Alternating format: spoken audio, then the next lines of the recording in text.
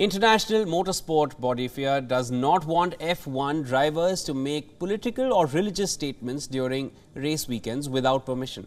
But with just 2 left for the Formula 1 season to get underway, British MPs and human rights groups have asked F1 to call out the human rights records in certain countries. The Bahrain race is one of the several Grand Prix held in countries that human rights groups have singled out for human rights violations.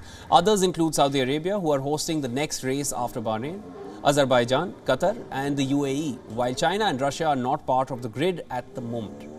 Paul Scriven, who is the leader of the British parliamentary group dealing with human rights in the Gulf, urged Lewis Hamilton and other Formula 1 drivers to help steer the sport away from a moral vacuum by speaking out at races.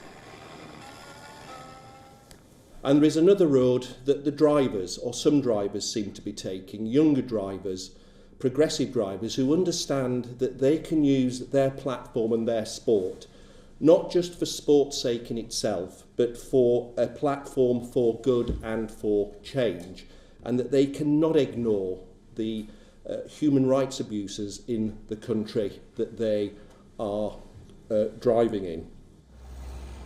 F1, though, has defended hosting races in countries with questionable human rights records. In a statement, F1 said, and I quote here, "Formula 1 has worked hard for decades to be a positive force everywhere it races, including for economic, social and cultural benefits. We take our responsibilities very seriously and have made our position on human rights and other issues clear to all our partners and host countries who commit to respect human rights in the way their events are hosted and delivered."